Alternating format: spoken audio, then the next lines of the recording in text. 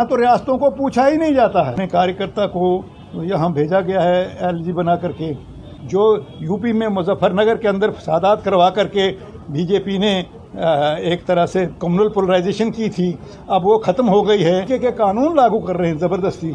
जैसे 50 kilometre border से वो बीएसएफ के हवाले कर दो जी, बीएसएफ जो मर्जी वो करे, ह्यूमन राइट्स वायलेशन करे जो मर्जी वो करे। ऐसी हालत में मैं समझता हूँ कि इस गवर्नमेंट को एक डिक्टेटराना रवैया जो इख्तियार किया है, इसको चेक करने की ज़रूरत है। और जो 3 बड़े अहम सरकारी डॉक्यूमेंट्स थे, जो हिस्टोरिकल डॉक्यूमेंट्स थे, जो हिंदुस्तान के हक़ में थे, उनमें एक कॉन्स्टिट्यूशन ऑफ इंडिया था, एक कॉन्स्टिट्यूशन ऑफ जम्मू कश्मीर था, जिसमें हमने तस्लीम किया था कि हम हिंदुस्तान का एक हिस्सा हैं। हमारी कॉन्स्टिट्यूंट असेंबली ने अपने कॉन्स्टिट्यूशन में लिखा हुआ है कि हम हिंदुस्तान का एक हिस्सा हैं। और एक था महाराजा हरि सिंह जी का इंस्ट्रूमेंट ऑफ एक्सेशन। आवाज ये उठ रही है कि अगर किसानों के बिल रिपील हो सकते हैं तो 370 वापस क्यों नहीं आ सकता, सीएए पर बातचीत क्यों नहीं हो सकती। अब इस पर भी लगातार गहन चिंतन होना शुरू हो गया है और कहीं ना कहीं आवाज अब यहाँ से भी उठ रही है कि 370 हमें वापस चाहिए, हमारा जो अपना स्टेटस था वो वापस चाहिए। आज हमारे साथ शेख साहब जुड़ेंगे, एक्स MP हैं, उनसे बातचीत करने की कोशिश करते हैं और इनकी जितनी उम्र है, जितना इनका एक्सपीरियंस है, वो अच्छे से बता सकता है कि क्या हमें 370 वापस चाहिए भी या जहां पर है वहीं पर रहने देना चाहिए। सबसे पहले तो आपका बहुत बहुत स्वागत है। शुक्रिया आपका। आपके एक्सपीरियंस के अकॉर्डिंगली क्या हमें हमारा वही स्टेटस वापस चाहिए, वापस मिलना चाहिए या नहीं? कॉन्स्टिट्यूशन ऑफ इंडिया के आर्टिकल 1 में लिखा हुआ है कि it's A union of states. ये मुल्क जो है ये रियासतों को इकट्ठा करके बनाया गया है। तो जब रियासतों को हम तस्लीम करते हैं तो रियासतों के इख्तियारात को भी तस्लीम करना पड़ेगा। रियासतों के इख्तियारात ज़्यादा होते हैं, सेंटर के पास मुख्तसर और बड़े फॉरेन अफेयर्स है, डिफेंस है, करेंसी है, ये डिपार्टमेंट सेंटर के पास होते हैं। फेडरल सिस्टम में आम तौर पर रियासतों के ज़्यादा इख्तियारात होते हैं, लेकिन न सिर्फ यहाँ के रियासतों के इख्तियारात में इंक्रोचमेंट हो रही है, बल्कि जो कॉन्करेंट लिस्ट में हैं उसके भी कानून बगैर रियासतों को पूछे बनाए जा रहे हैं। आज साउथ की रियासतें जो हैं वो मुतालबा कर रही हैं कि हमारे इख्तियारात ज़्यादा होने चाहिए।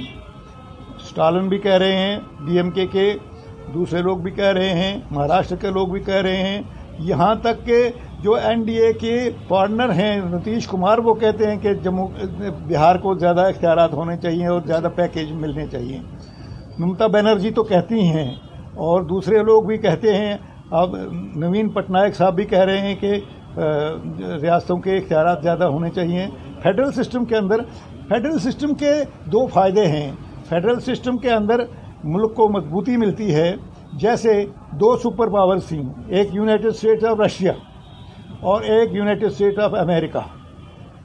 और जब रूस ने ज़बरदस्ती करनी शुरू की तो वो रियासतें आज़ाद हो गईं, अब रशिया रह गया, यूनाइटेड स्टेट्स नहीं रही।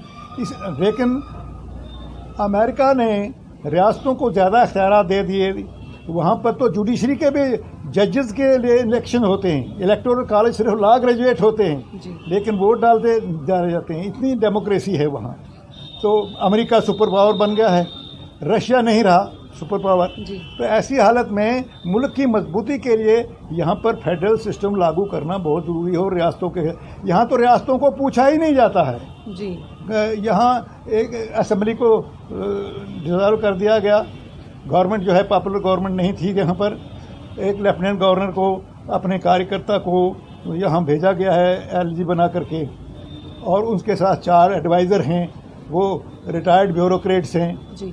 और ऐसे हालत में मुझे लगता है कि इनकी रिकमेंडेशन जो है वो आवाम की रिकमेंडेशन नहीं हो सकती।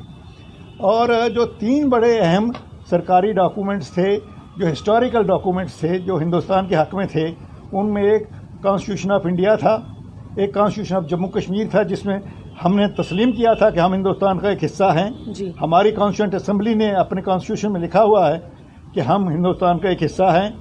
और एक था महाराजा हरि सिंह जी का इंस्ट्रूमेंट ऑफ एक्सेशन, जिस इंस्ट्रूमेंट एक्सेशन पर दस्तखत करते हुए 26 अक्टूबर 1947 को महाराजा साहब ने यह लिखा था कि मैं 3 चीज़ों का एक्सेशन कर रहा हूँ, defence, foreign affairs and communication. बाकी मामलों में रियासत इंडिपेंडेंट रहेगी। तो ऐसी हालत में एक ही डॉक्यूमेंट रहता है और वो भी कंडीशनल है। उसमें 3 ही सब्जेक्ट्स दिए गए हैं, जो हमने स्ट्रगल करके इलेक्शन कमीशनर का दायरा इख्तियार यहाँ बढ़ाया, सुप्रीम कोर्ट का दायरा इख्तियार यहाँ है, अकाउंट्स ऑडिटर जनरल का इख्तियार यहाँ बढ़ाया, और इस तरीके के बाकी जो इख्तियारात हमने यहाँ लाए थे ये सब अनडन हो गए इस अमेंडमेंट के साथ जो 370 के अमेंडमेंट की है। तो हम समझते हैं ये सेल्फ गोल किया है गवर्नमेंट ऑफ इंडिया ने, अपने खिलाफ ही किया है, जिससे इल्हाक को कमज़ोर कर दिया, मजबूत नहीं हुआ बल्कि कमज़ोर हुआ है। फिर जो दावे किए गए थे कि इससे ये फ़ायदा होगा, ये 370 हटाने से ये फ़ायदा होगा, मिलिटेंसी ख़त्म हो गई, वो ख़त्म नहीं हुई बल्कि बढ़ रही है जी। और इसी तरीके से कहा गया था कि करप्शन ख़त्म हो गई होगी, दो ख़ानदानों ने लूट लिया था सारे मुल्क को, वो करप्शन अब भी जारी है जी। इसी तरीके से अनएम्प्लॉयमेंट में कोई इजाफा नहीं हुआ, ज़मीनों का कानून जो है, बाहर के लोग भी अब यहाँ ज़मीनें खरीदेंगे, अब बाहर के लोग यहाँ नौकरियों में आ जाएंगे, यहाँ के नौजवानों का फ्यूचर ब्लैक हो गया है। ऐसी हालत में हम समझते हैं कि जिस तरह किसानों के कानून वापस लिए गए, खेती के एग्रेरियन के जितने कानून वापस लिए गए, तीनों कानून वापस लिए गए, उसी तरह 370 का जो 5 अगस्त 2019 का फैसला है उसको भी वापस लिया जाए। ये तो यहाँ पे तो ये कहा जा रहा है कि 370 अब दफन हो चुका है, वो कभी वापस आ ही नहीं सकता। नहीं, ये तो मीडिया की इख्तरा है। पर ये तो रविंद्र रैना का कहना है, जो बीजेपी के अध्यक्ष हैं। रविंद्र रैना जो है, इसको तो इनके हाईकमांड के लोग भी सीरियसली नहीं लेते हैं, और आप क्यों सीरियसली लेते हैं मुझे नहीं मालूम। ठीक है, एक ओहदे पर हैं, एक रूलिंग पार्टी के ओहदे पर हैं, लेकिन उनकी गैर जिम्मेदाराना बातें जो हैं उससे उनको कोई सीरियसली लेता नहीं। उनके कहने से वो तो कहते हैं कि चीफ मिनिस्टर भी बीजेपी का होगा। अब कैसे होगा वो तो चुनाव में लोगों ने फैसला करना है, वो तो रविंद्र रैना ने और मैंने नहीं करना, शेख अब्दुल रहमान ने नहीं करना है। तो ऐसी हालत में जो किसानों की तहरीक है हम उसकी भी हिमायत करते हैं, और उनको पूछे बिना, किसानों की यूनियनों को पूछे बिना, रियासतों को पूछे बिना तीनों कानून लाए गए थे। ऐसी हालत में अब भी उनका जो कहना है MSP जो है मिनिमम प्राइस का कानून जो है उसको तब्दील किया जाए, और सिर्फ गवर्नमेंट खरीदती है, ये वो कहते हैं हम इस रेट पर खरीदेंगे, बाकी मार्केट में जो है उनको आधे से ज़्यादा कम कीमत मिलती है। ऐसी हालत में उसको कानूनी शक्ल दी जाए, ये जायज़ मुतालबा है। जो 700 लोग के करीब मर गए हैं इस तहरीक के अंदर, उनकी कंपनसेशन का मामला है। 50,000 के करीब मुकदमे जो किसानों पर बनाए गए हैं उनको विड्रा करने का मामला है। तहरीक अभी दबेगी नहीं, और आज उसका फैसला होने वाला है 4 तारीख को। और मुझे लगता है कि हम उस किसान तहरीक भी न सिर्फ हिमायत करते हैं, बल्कि हम समझते हैं कि उससे हिंदू मुस्लिम सिख इकट्ठे हो गए। जो यूपी में मुजफ्फरनगर के अंदर फसादात करवा करके बीजेपी ने एक तरह से कम्युनल पोलराइजेशन की थी, अब वो ख़त्म हो गई है, और पूरे मुल्क के अंदर एक हिंदू मुस्लिम एकता, हिंदू मुस्लिम सिख एकता की बात चल रही है। ये मुल्क के बेहतरी के लिए, मुल्क की मजबूती के लिए अहम चीज़ है। किसी मुल्क के अंदर इस तरह की जो माइनॉरिटीज़ के साथ जो पाकिस्तान में हो रहा है, जो बांग्लादेश में हो रहा है, जो हिंदुस्तान में हो रहा है, तो ये एंटी माइनॉरिटी जो तीनों गवर्नमेंटों का रवैया है, मैं समझता हूँ इसको हम कंडम करते हैं, और हम समझते हैं कि माइनॉरिटीज़ को पूरी प्रोटेक्शन होनी चाहिए, पूरी प्रोटेक्शन मिलनी चाहिए, उनकी जान माल और इज्जत और हिफाजत होनी चाहिए, और उनके साथ ज़्यादती नहीं होनी चाहिए। कल भी अगर एक श्रीलंका मैनेजर की हत्या हुई है सियालकोट के अंदर, और वहाँ उसको जला दिया गया है, और ऐसी हालत में हम समझते हैं पाकिस्तान को भी सुधरना चाहिए, बांग्लादेश को भी सुधरना चाहिए। बांग्लादेश की हसीना वाजिद जो है, जो प्राइम मिनिस्टर है, वो तो कोशिश कर रही है, लेकिन वहाँ बाकी अंसर जो है गड़बड़ कर रहा है। यहाँ तो गवर्नमेंट ही पोलराइजेशन करवा रही है, वोटों की खातिर करवा रही है, और ऐसी हालत में मैं समझता हूँ ये मुल्क के लिए ख़तरनाक बात है। मुल्क के अंदर खाना जंगी, मुल्क को बल्कनाइजेशन करने की बात है, और इन चीज़ों को जितना जल्दी रफा किया जाए, और हिंदू मुस्लिम सिख इत्तेहाद होना चाहिए। मुल्क एक है, मुल्क के एक कौम बस्ती है, मुस्लिम मजहब रखते हैं, लेकिन माइनॉरिटीज़ की प्रोटेक्शन करना हर गवर्नमेंट का फ़र्ज़ है, वो हिंदुस्तान हो, वो पाकिस्तान हो, बांग्लादेश हो।